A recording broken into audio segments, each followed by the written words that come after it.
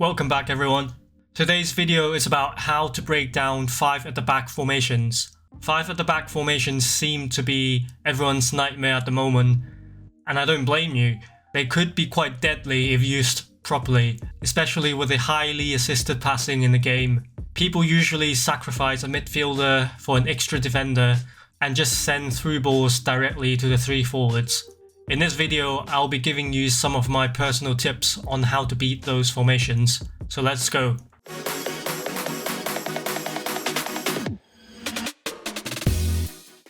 The absolute first thing you would want to do when you face 5 at the back formations is to analyze where your man advantage would be and structure your attacks in that area. For example, the most common 5 at the back formation I've faced is 5-2-3, and it is the 2-man midfield that you'd want to be targeting. Kind of like my formation not to use video, when you're facing against a 2-man midfield, you can easily take advantage of that by luring one of the midfielders to press the ball. Often by doing that, one of your midfielders will be free, provided you're using more than 2 midfielders. And it's the area behind the midfield and in front of the defense that you would want to exploit. Because what happens when a free midfielder gets the ball behind the 2-man midfield? Your opponent will have no choice but to press with one of the defenders. When they do that, have a look at the defensive shape. Now it looks more like a 4-3-3, going from 5 defenders to 4, which is way more manageable. So let's break it down. Like I said, the first step you want to do is to identify where the 2-man midfield is. Then step 2 is to identify where the free player is, and this of course changes all the time. In this moment, it is my DMF who's free.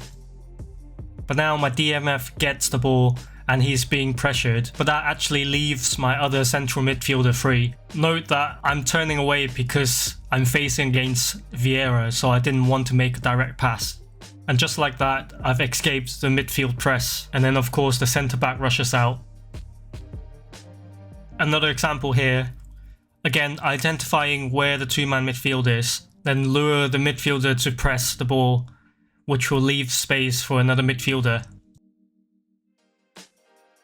Then of course the centre back will rush out to press. But the key here is to be patient. Don't send a through ball just because you see a centre back rushing out. Find the space and keep playing to the space, like how I showed in my possession guide. In this case, my left back is free.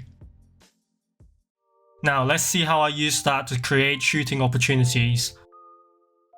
It might be a bit difficult to spot where the 2-man midfield is in this example, because my opponent is always rushing out, but it's actually these 2 guys here. But I didn't pass to Bernardo Silva here straight away, because he would have been pressed immediately anyway. So I did a little turn. Not only did that free my ball carrier, but also freed my other midfielder too.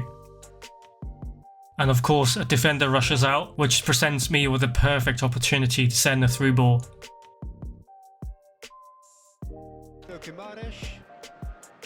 Again, identifying where the 2-man midfield is. You might be tempted to play a pass to Modric here, but again, patience is the key, and find where that free midfielder is. And now that the 2 midfielders are drawn into the ball and my Modric is finally free. And that's kind of the key here. Don't make a forward through pass to a free midfielder unless he can easily bypass the midfield. Centre back charges out, and a bit of finesse dribbling took care of that. Neither of these 2 want to come, and the shots! This time it's my left back who has the ball, but I can't progress, so I turned back and looked for the 3 midfielders. Now the centre back's charging out. In situations like these, you'd always want to identify what your options are. My centre forward is making a run, so he could be an option, but he's also sandwiched between 2 defenders. There's always the option of dribbling, depending on how good you are at dribbling. But in this example, I've spotted my right back making a run. Gets his pass away. Trippier. It's a mighty effort. They're leaving nobody guessing now. This is a decisive attempt. Of course, there are different variants as well. You can use your wingers to drive down deep. With the 2-man midfield, it means that you always have someone available just on the edge of the box. Again, dribbling past the fullback. Again, look at the space behind the midfield and in front of the defense. But holding the ball and taking it away from the CB. And McAllister is free at this point. Has to be spot on. Tries a shot. This time using the midfield advantage to create space on the wing. Modric. Again, lure the CB out, taking him for a spin, and now have a look at the defensive shape. 4 at the back and 3 in midfield. But more importantly, my left back is making a run, just to highlight the importance of having fullbacks joining your attack. He's got plenty of space out wide here. Oh, that's fabulous. Takes it. And the shot!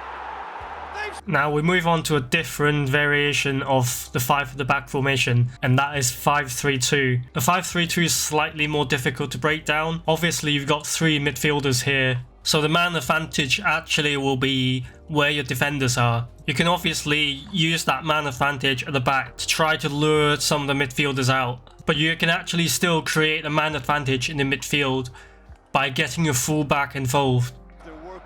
You can see the 3-man midfield here all bunched up together. My midfielders are not making any runs, so I didn't rush.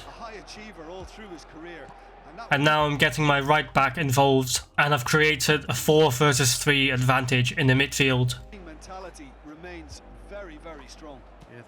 Now that I've drawn 2 of his midfielders in, Gundogan is free. Slightly different to how you would play against a 5-2-3. You can't always wait for the midfielder to be completely behind the midfield line. So if a midfielder is free, then just pass it to him. By absence of mistakes, and he makes very few. I'd be happy playing with him. It's Gundogan! Excellent challenge there, uncompromising. Gundogan. Again, didn't rush to pass to my CF here, because he's surrounded by 3 defenders. And now you can see a bit more clearly where the 3-man midfield is. But notice how I've got my left back involved, and this has created a man advantage in this area. Wait until my midfielder is free. And now the centre back has to charge out. Looking for the runner. Can he finish? Once again, getting my fullback involved. Again, looking at the 3-man just outside the box, and by doing so I've lured a centre back out. So that's it for this video. Hopefully you've found this useful. If you did, then make sure you leave a like and subscribe too if you haven't. I would like to take this time to thank my channel members. If you'd like to get early access to my videos, and often they're longer with more examples, then you can do so by joining my channel membership for as cheap as £1 a month. That's it for now. See you in the next one.